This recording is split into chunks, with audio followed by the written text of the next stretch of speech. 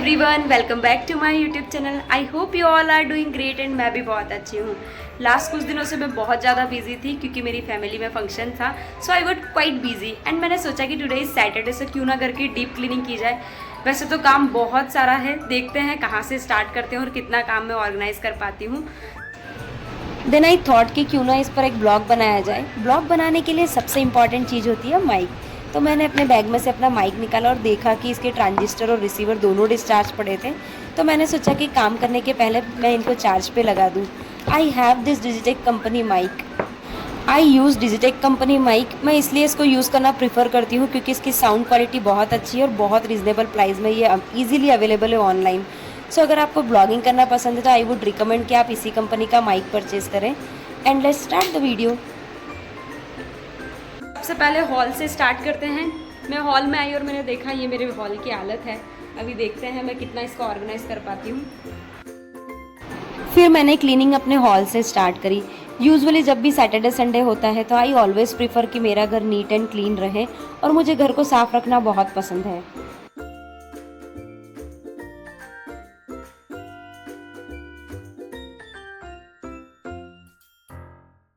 गिर गया है और ये है मेरी कैटी। इसको भी, ये भी इधर उधर घूम रही थी, सोचा मैंने इसको भी मैं यहाँ पर ठिकाने लगा देती हूँ।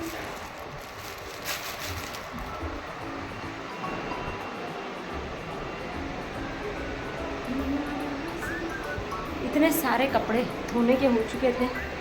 सो अभी तो मैं सोच रही हूँ कि इन सारे कपड़ों को बेडरूम में लेके जाऊँ, फिर इनको बेडरूम में लास्ट में ऑर्गेनाइज करेंगे।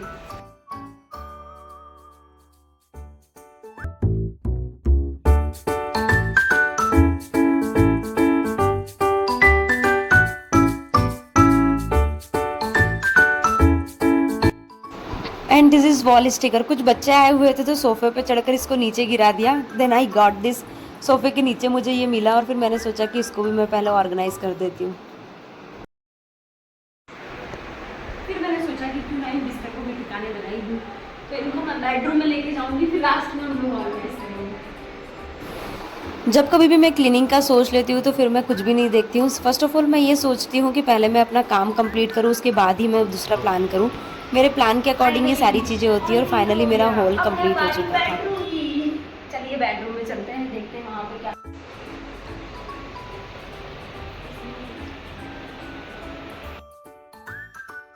हॉल की सफाई करने के बाद अब बारी थी बेडरूम की। बेडरूम में आकर देखा तो ऑलरेडी वहाँ पर बहुत सारे बिस्तर्स और बहुत मेरा पूरा ड्रॉर मैसअप हो चुका था। फंक्शन की वजह से इतना टाइम ही नहीं मिल पाया कि मैं चीज़ों को ठिकाने रखूँ। यूजुअली तो मैं हमेशा यही ट्राई करती हूँ कि जो चीज़ मैंने जहाँ से उठाई है मैं वहीं पर रखूँ, बट फंक्शन में हमारे पास टाइम नहीं होता है। सो आज मैंने सोचा है कि मैं इसको भी ऑर्गेनाइज कर ही देती हूँ साथ के साथ।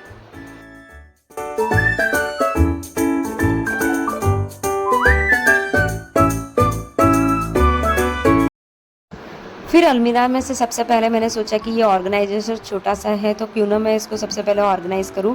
लेकिन उसके बाद ड्रॉर ओपन करा तो मेरा लिटरली इतना सारा सामान बाहर बिखरा पड़ा हुआ था। तो अब मुझे पूरे दिन का टास्क ये था कि सबसे पहले मैं अपना सामान ऑर्गेनाइज करूं।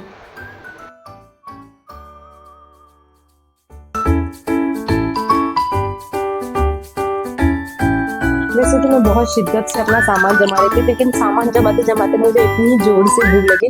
तो चलिए कुछ स्पेशल बनाते हैं आज। मेरे पास इतना टाइम नहीं था कि मैं कुछ स्पेशल बना पाऊँ, तो मैंने सोचा कि क्यों ना मैं आज अपना फेवरेट सैलेड बनाती हूँ।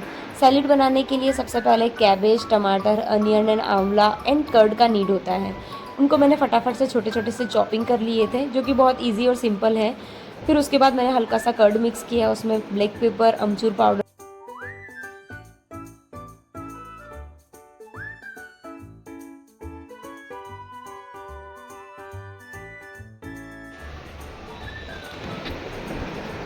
फिर मैंने फ्रीज ओपन किया तो वहाँ पर कस्टर्ड एप्पल रखे हुए थे, तो मैंने सोचा कि क्यों ना एक खाया जाए।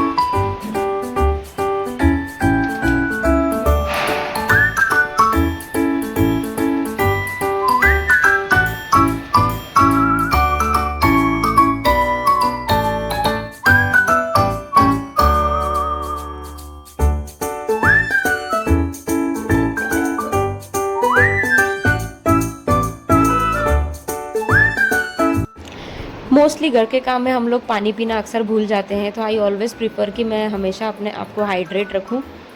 Then I drink water.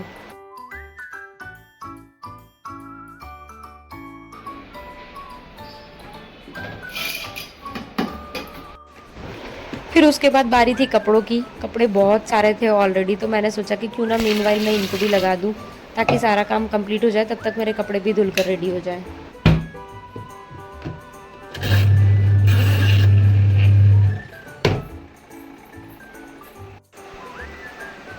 उसके बाद एक और ये ऑर्गेनाइज़र था जिसमें हमने छोटी छोटी सी चीज़ें रखती हूँ, जैसे टैबलेट्स हो गई या और छोटी मोटी चीज़ें हो गई। इसको मैंने मीशो से परचेज़ किया था। इसका जो प्राइस है दैट इज़ 1500, जो कि काफ़ी रीज़नेबल प्राइस में मुझे मिला था।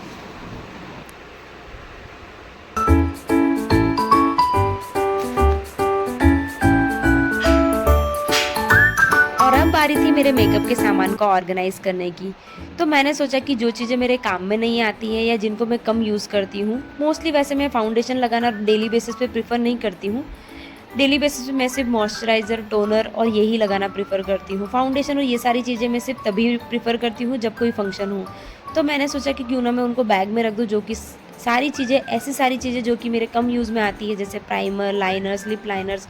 कुछ शेड्स ऐसे होते हैं, कुछ डार्क शेड्स होते हैं जो कि मैं लगाना प्रेफर नहीं करती हूँ, तो मैंने उन सबको बैग में डाला। बैग में डाला तो देखा कि ये सारा सामान बैग में आ ही नहीं रहा था। फिर मैंने सामान को फिर से बाहर निकाला और इस बैग को बंद किया।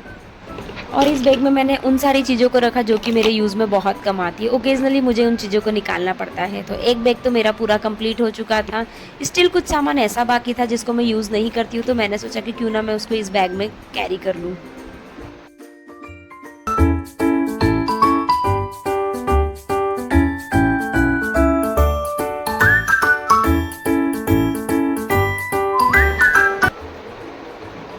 देन फाइनली मेरा मेकअप ऑर्गेनाइज हो गया था। मेकअप ऑर्गेनाइज करने के बाद ये है एक मेरी छोटी सी कैटी, जिसको मैंने परचेज़ किया था मुंबई बोरीवली मार्केट से।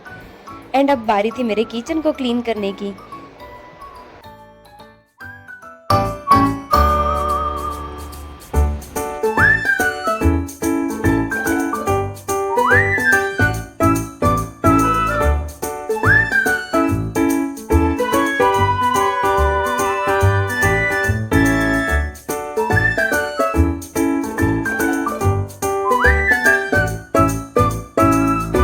और ये था मेरा क्लीनिंग से रिलेटेड मिनी ब्लॉग। अगर आपको मेरा ये ब्लॉग पसंद आया तो subscribe my YouTube channel and hit the bell icon. मिलते हैं नेक्स्ट वीडियो में। Till then bye bye.